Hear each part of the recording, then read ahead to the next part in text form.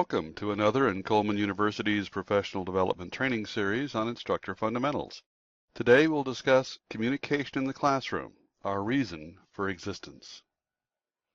In this lesson, we'll be discussing communication theory and effective communication skills and techniques.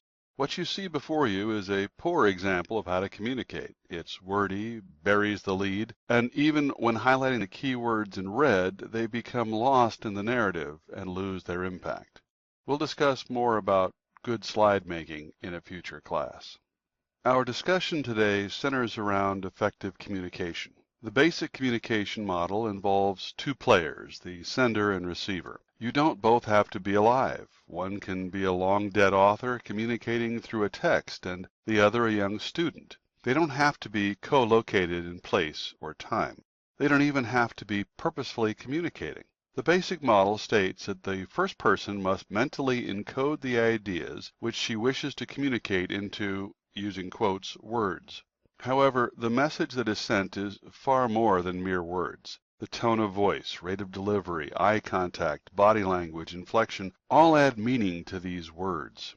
This message, then, must be decoded by the receiver, converting the message and its words back into ideas. Her reaction to those ideas are also encoded and returned to the sender in the form of a feedback message, even if it's nonverbal, such as the head nod.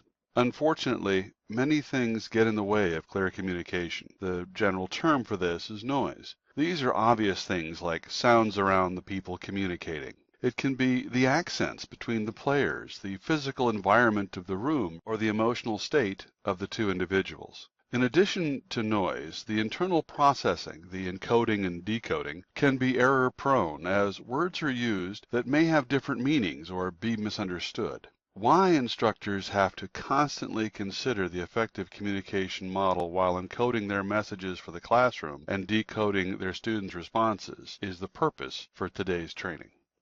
There are multiple barriers to effective communication. Here, we'll look at the 5 most common in the classroom.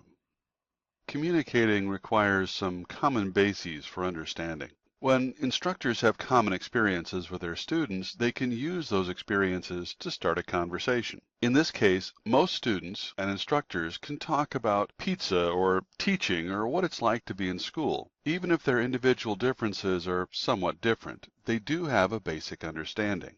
On the other hand, it is difficult to explain to a person of the opposite gender what it was like growing up as a male or female. While everyone grows up, there are unique experiences based on gender. This is also true of race or sexual orientation. It is difficult to try to describe to a white rural female what it's like growing up as a black inner-city male. There's too little commonality to build from. It's difficult for instructors who are over 30 to explain to young students what life was like before the internet and cell phones. Even trying to make a common allusion as part of an explanation can fail. What if a person has never tasted dragon fruit or a kumquat? Then this sentence is meaningless. I don't know tastes like I don't know. It's important for instructors to talk to their students to get a feeling for what experiences may be in common to help increase the effectiveness of communication. Too often, academics have been trained to speak in a very esoteric language. While the purpose behind some of this is to increase professional clarity, quite often the result is abstract-laden language. Especially in the classroom, where typically over 90% of the words used by instructors are lost within 24 hours by the students, clarity and conciseness of speech is critical. The more concrete we make our words, the tighter we make our sentences, the more effectively we communicate, and in general, the greater student recall we will experience. Students, especially adult or returning students, have high levels of fear and resultant anxiety. Part of our job as instructors is to break through this negative miasma of thoughts to communicate with the student. They can't hear our words because of the negative voices in their heads. We break through this by motivating our students on the topic and using positive reinforcement along with verbal statements suggesting their ability to complete this task. We build up their confidence so that they can hear us. Instructors who are heavily accented or who use inappropriate language levels can be ineffective communicators. Whether it's talking over or under the students' heads, it's ineffective. Again, seeking clarity, we need to simplify our ideas. The name of this training is inappropriate. It's written in the old style of using foreign phrases to indicate the intelligence of the writer. But in this case, it merely gets in the way of communication. Many of the readers may be wondering, why do we need the entire raisin in order to communicate? Wouldn't the translation, our reason for existence, be more effective? So to paraphrase Mark Twain, the problem here is that the wages aren't really the same, and there is trouble in doing it wrong. Weak communication and poor learning. Even at the most basic level, the use of accenting affects our understanding. Many people would read this phrase and be angry. The anger results in the way they emphasize the words in the sentence in their head, often dependent on their own background and experiences. However, should the emphasis be slightly modified, an entirely different result could be achieved. Instructors must use emphasis in the classroom to increase the likelihood of effective communication. Our fifth and final barrier to effective communication are our own assumptions and perceptions.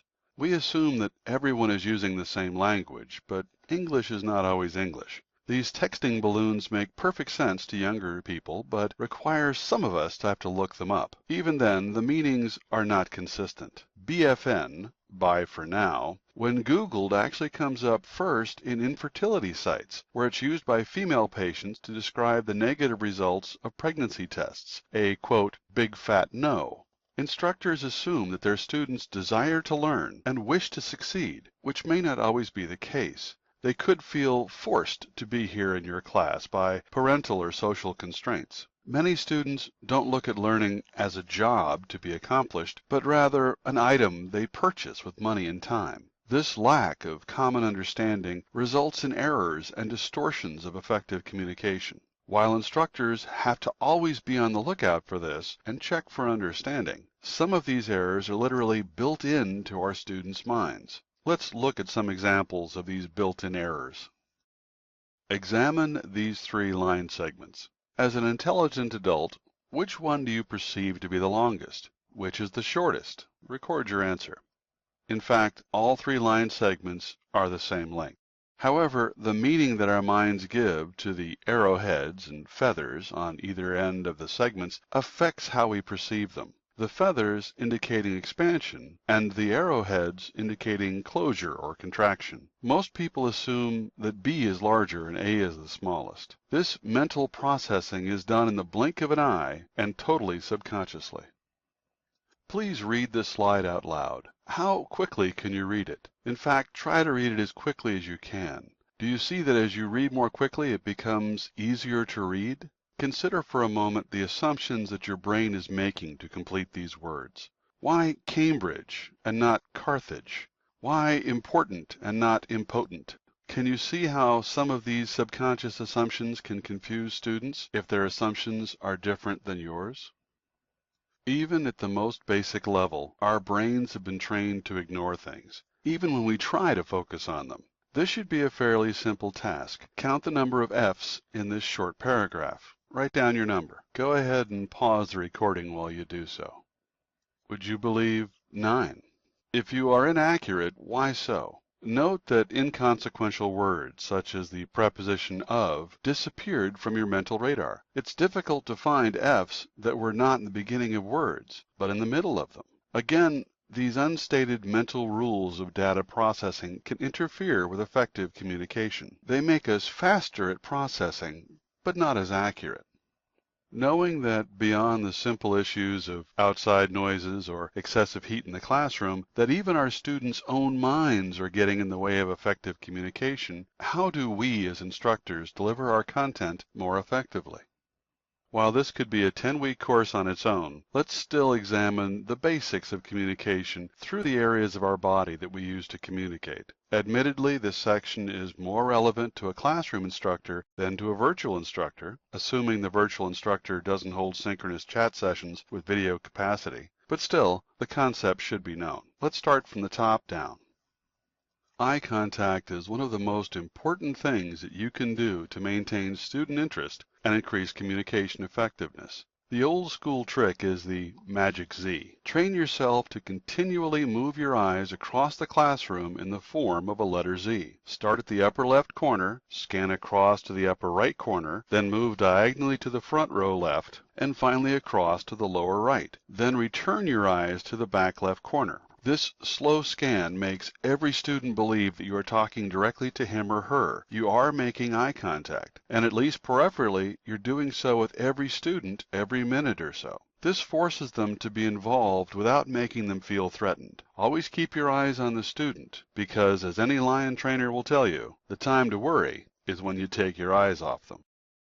Active listening, that is, listening while fully engaging your brain in the process, involves more than simply hearing the sounds or assessing the words. Instead, you have to look at the bigger communication picture, the entire message. Do the body movements mirror what the words are telling you? Are the nonverbal blank stares conflicting with the nodding head and the uh-huhs you hear? You want to see a congruent message between the verbal and the nonverbal messages. A student who says, "I understand," while looking confused is really saying, "I give up." Repeat and paraphrase student comments to get confirmation of understanding.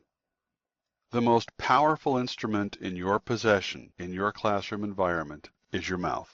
The voice that you use to communicate. We must work at our voice, physically practice and work the muscles of our mouths to allow us to articulate and enunciate our words. No mealy mouth or marbles under our tongue. We have to be very aware of our speed of delivery. Too fast or too slow for the audience. Either can be deadly. While varying speed can be effective, the shifts must be smooth. You don't really want a pregnant pause to last 9 months. One of the most difficult things for our instructors to do in order to increase their effectiveness is to remove the verbal pauses. Ah. They're all nothing more than space fillers while we think. Silence works best. Just take a breath. You don't have to make a noise to keep the student's attention. As part of that variance in our speech and delivery for effectiveness, use pauses, inflections, volume, intensity, to direct students toward important pieces of the lesson. Play with this and pay attention to the results. That's how you become a more effective communicator in your classroom. One of the most underutilized communication tools in the classroom is the instructor's face. Exaggerating emotions with your face intensifies your message and helps visual learners. Even during verbal pauses, changes in your expression can prepare students for new information, cause them to review old information, or even ask a question for them to answer. Simply moving your head or your eyes can direct student attention. I personally was in a class recently where an instructor, whenever she was thinking about her next idea, would slowly glance down at her feet. I would soon realize that I, too, was now staring at her feet, even though she had continued her lesson. This happened multiple times until I caught on to what she was causing me to do. Had she wanted me to look at her feet, this would have been very effective. That said, the face is a more powerful communication tool. Use it, overuse it, as acting is a part of good instruction. Don't worry how the students perceive you. They expect that acting and appreciate the effort. Movement in the classroom is also important. Not only does it reduce your own nervousness, it helps keep the students engaged and energized by forcing them to move their heads and eyes. The movements must not be distracting. You don't want to be the tiger in a cage, but rather someone on a pleasant stroll discussing great ideas. The gestures and hand movements you make should amplify the meaning of what you're trying to say. If the gestures are too grandiose, you may actually distract from what you're trying to say. And the balance between the subtle and excessive is unique for each instructor and must be gained through practice. Consider all of your movements and what they mean. Don't turn your back to the audience, at least not while you're still speaking. You don't want them to guess where your voice is coming from. Even the simplest hand gesture can send negative messages. Consider the instructor in this image. How directive is he being? Is he trying to get or restrict student questions? Look at the facial expression, the angle of the body, the upraised, pointed hand. A pointed hand is very directive, like a gun. You want to get into the habit of using an open palm when indicating a student. Open palms send the message of acceptance and interest. The last area we're going to cover in terms of effective communication is your own positive mental attitude. All good instructors are nervous before presenting. Instructors who are not nervous no longer care about the results. That nervousness is your body preparing for action. It's a positive thing, not a negative one. Use the energy and direct it outward toward your students. In just a few moments, the nervousness will disappear. Since instructors cannot hide in the classroom, you might as well enjoy your time in the front. Be sincere with your students, mean what you say, and care about their learning. Be confident about your knowledge of the material and your increasing knowledge of the methodology of instruction. Be happy, and let the student be happy to be with you. Use humor if it's appropriate to you.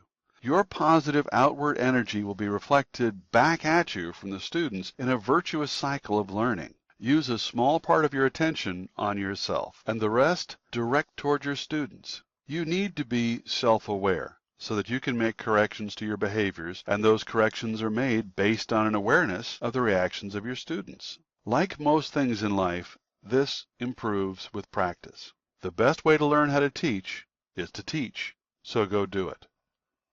We've managed to cover the basic model of communication and how it impacts the classroom.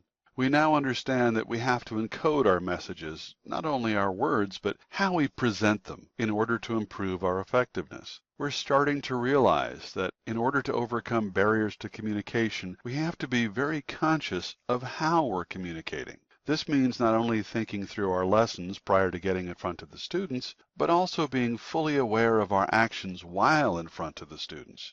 Changing is necessary. We now appreciate that communication goes far beyond our words. As classroom instructors, we have to learn how to use our bodies and our voice to increase the impact of our messages. Thank you for your time. We hope you found this lesson to be useful in your teaching life. Our next class will deal with creating, asking, and handling the answers to oral questions. We think you'll find it quite a challenging lesson. Until then, practice your teaching. And as always, have a wonderful day.